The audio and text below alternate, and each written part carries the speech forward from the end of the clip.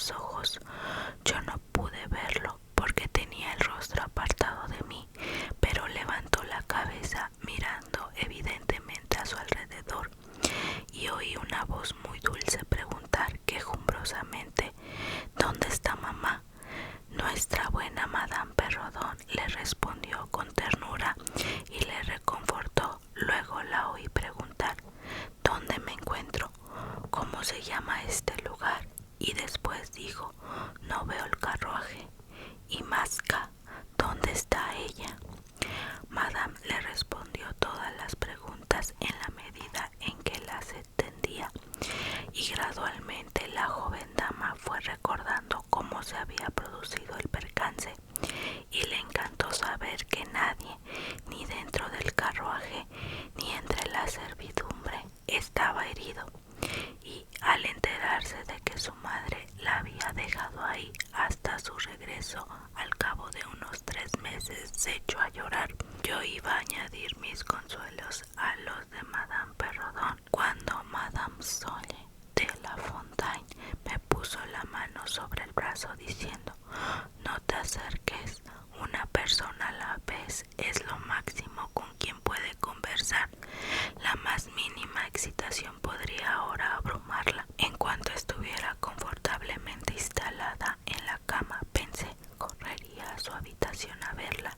Mi padre, entre tanto, había enviado a un sirviente a caballo a buscar al médico, que vivía a unas 2 leguas, y estaba haciendo preparado un dormitorio para escoger a la joven dama. Ahora la forastera se puso en pie y, apoyándose en el brazo de Madame, caminó lentamente sobre el puente levadizo y cruzó la puerta del castillo. La servidumbre esperaba en el vestíbulo para recibirla y fue conducida inmediatamente a su habitación. La sala en la que habitualmente nos instalábamos, usándola de saloncito, tenía 4 ventanas que, por encima del foso y del puente levadizo, miraban al panorama boscoso que antes he descrito. Tiene un viejo mobiliario de roble con grandes piezas talladas, y las sillas están tapizadas con terciopelo Utrecht de color escarlata. Las paredes están cubiertas por tapicerías y enmarcadas por grandes franjas doradas. Las figuras son de tamaño natural, llevan atuendos antiguos y muy curiosos, y los temas representados son de caza, cetrería y generalmente festivos. No es demasiado imponente para que se esté sumamente cómodo. Ahí tomábamos el té porque, con su habitual inclinación patriótica, mi padre insistía en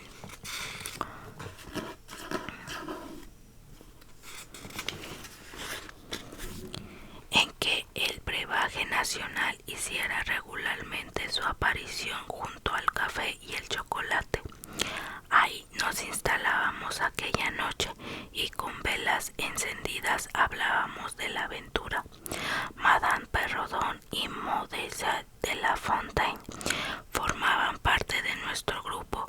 La joven forastera no había acabado de caer en la cama cuando se quedó sumida en un profundo sueño, y aquellas damas le habían dejado al cuidado de una criada. ¿Qué le parece nuestra huésped?, pregunté en cuanto entró Madame. Cuéntame todo acerca de ella. Me gusta muchísimo, respondió Madame. Casi diría que es la criatura más bonita que jamás he visto, como de su edad, muy gentil y simpática. O sea, incidió Madame Sole, que había asomado un momento en la habitación de la forastera. Y qué voz tan dulce, añadió Madame Perrodon. ¿No observaron a una mujer dentro del carruaje cuando volvió a ponerse en marcha?, inquirió Madame Montsalé, que no había salido y que tan solo miraba por la ventana. No, no la habíamos visto. Entonces describió a una horrenda mujer negruzca con una especie de turbante de colores en la cabeza, que miraba todo el tiempo por la ventana del carruaje, haciendo gestos y muecas de respeto hacia las damas, con ojos brillantes y los globos oculares grandes y blancos y los dientes apretados como si estuviera enfurecida. ¿No observaron qué grupo de hombres de mal aspecto eran los sirvientes?, preguntó Madame. Sí, dijo mi padre, que acababan de entrar, unos tipos tan feos y de aspecto tan vil como no había visto en mi vida. Espero que no roben a la pobre dama en el bosque. Son tipos muy hábiles, sin embargo, lo pusieron todo en orden en un minuto. Yo diría que están cansados por un largo viaje, dijo Madame. Además de tener un aire maligno, sus caras estaban delgadas y sombrías y hoscas. Son muy curiosas, lo confieso, pero diría que la joven dama nos los contará todo mañana si se ha recobrado lo suficiente. No creo que lo haga, dijo mi padre con una misteriosa sonrisa y un pequeño signo de cabeza, como si supiera más de lo que deseaba decirnos.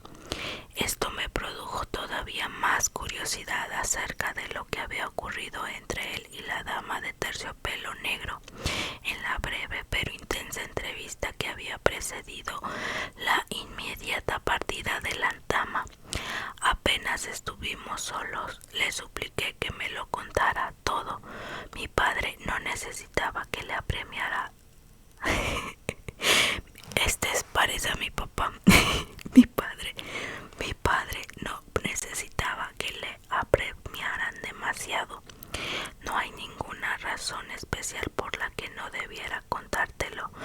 Me expresó su resistencia a molestarnos con el cuidado de su hija, diciendo que era de salud delicada y nerviosa, aunque no sujeta a ninguna clase de ataque.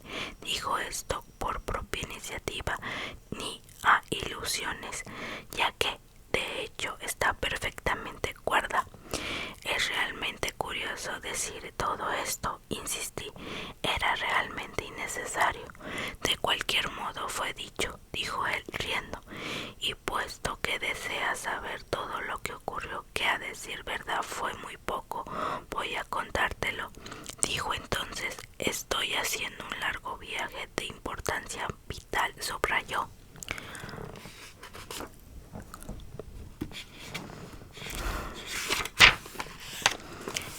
Subrayó la palabra. Rápido y secreto. Volveré por mi hija dentro de 3 meses. Entre tanto, ella guardará silencio acerca de quiénes somos, de dónde venimos y por qué viajamos. Hablaba un francés muy puro. Cuando dijo la palabra secreto, se detuvo unos segundos y me miró severamente con sus ojos fijos en los míos. Imagino que le da mucha importancia a eso. Ya viste lo deprisa que se fue. Espero no haber hecho una auténtica estupidez al asumir la responsabilidad de esa joven dama. En lo que a mí respecta, estaba encantada. Anhelaba verla y hablar, y esperaba tan solo a que el médico me diera permiso para ello. Ustedes, los que viven en ciudades, no pueden tener ni idea de hasta qué punto era un gran acontecimiento la aparición de una nueva amistad en una soledad como la que nos rodeaba. El médico no llegó hasta cerca de la 1, pero me hubiera sido tan imposible haberme ido a la cama como alcanzar a pie el carruaje en el que la princesa de terciopelo negro se había marchado. Cuando el médico bajó al salón fue para dar informe muy favorable de su paciente. Estaba en aquel momento despierta, su pulso era absolutamente normal y se encontraba en apariencia en un buen estado. No había sufrido ninguna herida y la pequeña conmoción nerviosa había desaparecido casi sin dejar huella. Desde luego no podía causar ningún daño el que yo la viera si ambas lo deseábamos, y con esta autorización envié de inmediato a alguien a averiguar si me permitiría hacerle una visita de unos pocos minutos en su habitación. La criada volvió inmediatamente para comunicar que nada le gustaría más. Pueden estar seguros de que no tardé mucho tiempo en valerme de este permiso. Nuestra visitante habitaciones más hermosas del Schloss. Era quizás un punto excesivamente imponente. Había una sombría obra de tapicería frente al pie de la cama que representaba a Cleopatra con el áspid junto a su pecho y otras escenas clásicas que se extendían un poco diluidas por las demás paredes, pero había tallas doradas y ricos y variados coloridos en los demás decoraciones de la habitación para redimir más que sobradamente la lobreguez de la vieja tapicería. Había velas junto al lecho. Ella estaba incorporada. Su bonita figura delgada estaba envuelta en un suave camisón de seda bordado con flores y forrado con un grueso estofado de seda que su madre le había arrojado sobre los pies mientras yacía el suelo, que fue lo que al llegar junto al lecho y habiendo apenas iniciado mi breve saludo me enmudeció en un instante y me hizo retroceder 1 o 2 pasos ante ella. Voy a contártelo. Vi el rostro que había visitado aquella noche en mi infancia, que se mantenía fijo en mi memoria y sobre el que durante tantos años había cavilado con horror tan a menudo cuando nadie sospechaba en lo que estaba pensando. Era un rostro bonito, incluso hermoso, y en el primer momento en que lo vi tenía la misma expresión melancólica, pero esa expresión se iluminó casi al instante en una extraña sonrisa fija de reconocimiento. Hubo silencio durante un largo minuto y finalmente ella habló. Yo no podía. Es realmente extraordinario, exclamó. Hace 12 años vi su rostro en un sueño y me he obsesionado desde entonces.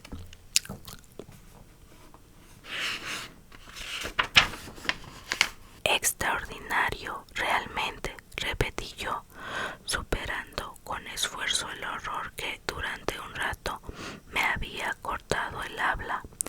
Hace 12 años, en visión o en realidad, yo ciertamente la vi. No puedo olvidar su rostro. Ha permanecido en mi mente desde entonces. Su sonrisa se había apaciguado, fuera lo que fuera que viera yo de extraño en ella, había desaparecido y sus mejillas con hoyuelos eran ahora agradablemente lindas e inteligentes. Me sentí tranquilizada y proseguí más con mi actitud de lo que la hospitalidad aconsejaba, dándole la bienvenida y contándole cuánto placer nos había proporcionado su accidental llegada y especialmente la bendición que era para mí. Le tomé la mano mientras hablaba. Yo era un poco tímida, como lo es la gente solitaria, pero la situación me hizo elocuente, incluso audaz. Ella me apretó la mano, me la apretó entre las suyas y sus ojos brillaban mientras, mirando vivamente a los míos, volvía a sonreír y sonrojaba. Respondió muy gentilmente a mi bienvenida. Me senté a su lado, todavía sorprendida, y ella dijo: debo contarle mi visión relativa a usted. Es tan extraño que usted como yo hayamos tenido cada una por separado un sueño tan vivo que cada cual haya visto usted a mí y yo a usted, mirándonos tal como ahora nos mirábamos cuando, claro está, éramos tan solo niñas. Yo era una niña de unos 6 años y me desperté de un sueño confuso y perturbador y me encontré en una habitación distinta a mi cuarto infantil, enmaderado y toscamente con cierta madera oscura, y tenía armarios y sillas y bancos todo alrededor. Los lechos, creo, estaban todos vacíos y toda la habitación no había nadie aparte de mí, y tras admirar especialmente un candelabro de hielo con 2 brazos que indudablemente reconocería ahora, me arrastré debajo de una de las 2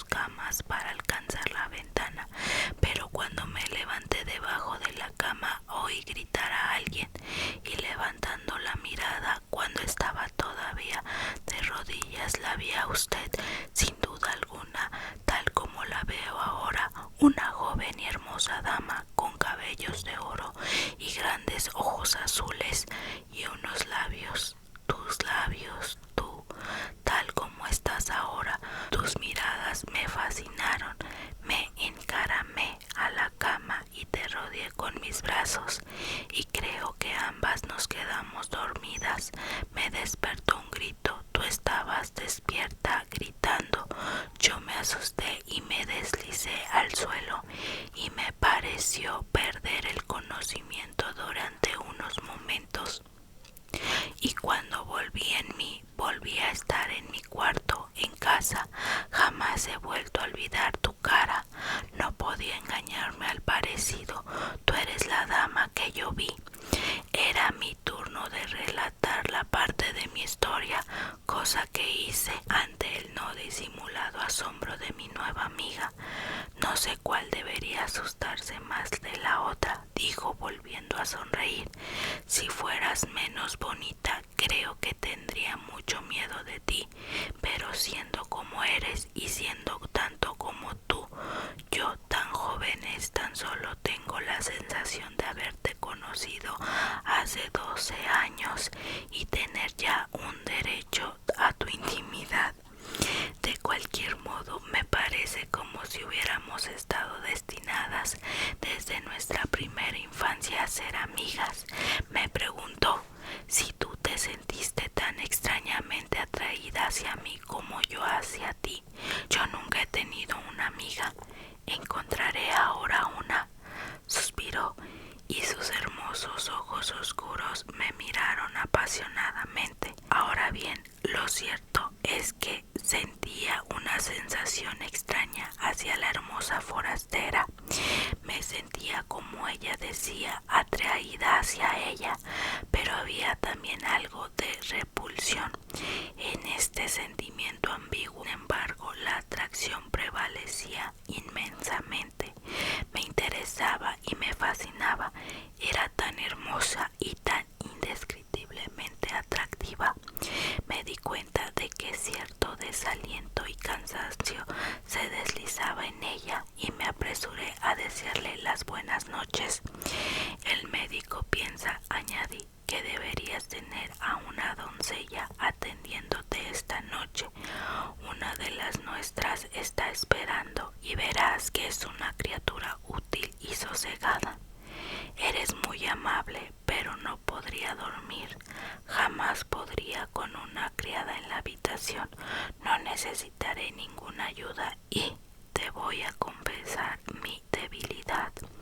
Me atormenta el terror de los ladrones. Nuestra casa fue robada en una ocasión y 2 sirvientes fueron asesinados, de modo que cierro con llave mi habitación. Se ha convertido en una costumbre y pareces tan amable que estoy segura de que me perdonarás. No pude evitar notar que hay llave en la cerradura. Me apretó fuertemente entre sus lindos brazos durante unos momentos y me susurró al oído: buenas noches, querida. Es muy duro separarse de ti, pero buenas noches mañana, aunque no temprano volveré a verte. Se dejó caer sobre la almohada con un suspiro y sus bonitos ojos me siguieron con una mirada amorosa y melancólica y volvió a murmurar: buenas noches, querida amiga. La gente joven siente simpatía e incluso ama por impulso. Yo me sentía halagada por la evidente, aunque todavía inmerecida ternura que sentía por mí. Me gustaba la confianza con que me había acogido de inmediato. Ella estaba decidida a que fuéramos amigas muy íntimas. Llegó el día siguiente y volvimos a vernos. Yo estaba encantada con mi compañera y lo estaba en muchos sentidos. Su aspecto no perdía nada a la luz del día. Era indudablemente la criatura más hermosa que yo hubiera visto jamás, y el desagradable recuerdo del rostro que se me presentó en mi sueño infantil había perdido el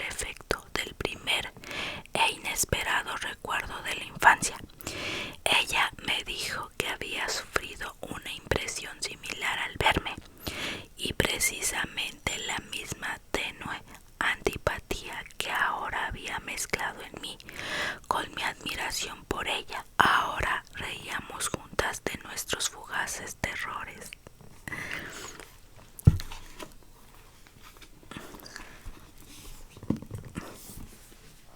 Y bueno, eso sería todo por hoy. Muchísimas gracias por ver el video.